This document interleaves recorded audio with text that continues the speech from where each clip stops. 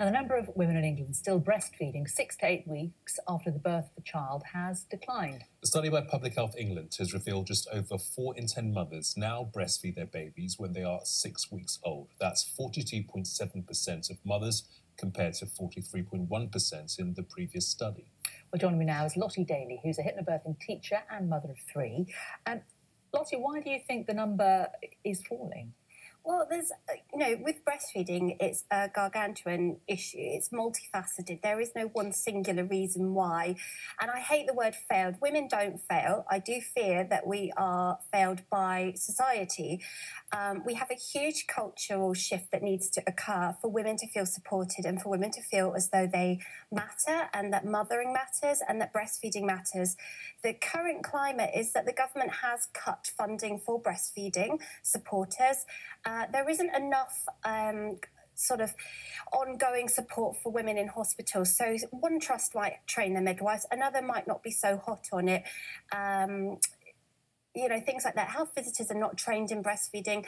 Timely, adequate support, busting those breastfeeding myths that women are told again and again and again that they can't do it, when more than likely, if you look at it a bit more closely, they could have done it. Women need to change their attitudes as well towards breastfeeding. We as women need to rise up. We need to get educated. We can do that. The information is out there. We need to prepare ourselves antenatally, and we need to be strong and committed to breastfeeding. It is a slog for some. It's easy for others. Each child, each baby can be completely different. All 3 of mine were. And you need to know where to go to get the help, because even with the best training in the world, for some midwives, they're understaffed. There's a shortage of them. There's tons of women giving birth every single day. There's not enough hours in the day for a midwife to give a woman the individual support that she needs.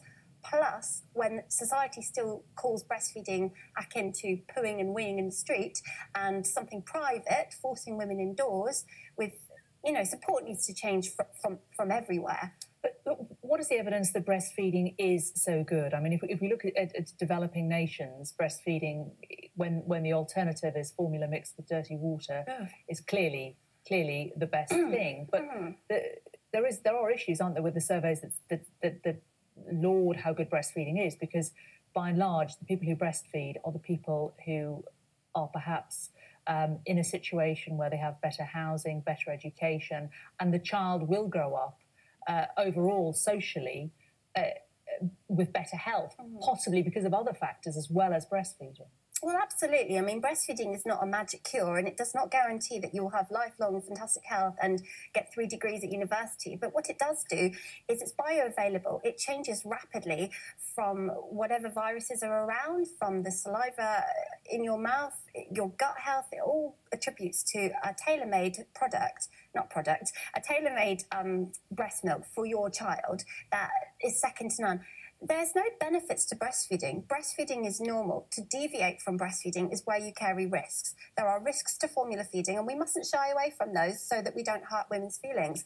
Do you think it differs depending on where you live in terms of who best breastfeeds and how much a person breastfeeds? I think it differs in terms of the people that you've got around you, no matter where you live. I don't think that it's as divisive as a north or a south or an east or a west. I think it's the support that you've got around you. I do think in some ways it depends where the funding's going. Is there more funding in London? Is there more funding in Brighton? I can definitely say from my 2 experiences, London and Brighton were poles apart in terms of their breastfeeding support, that luckily I didn't need 3rd time, of which I was failed first time, like many mothers.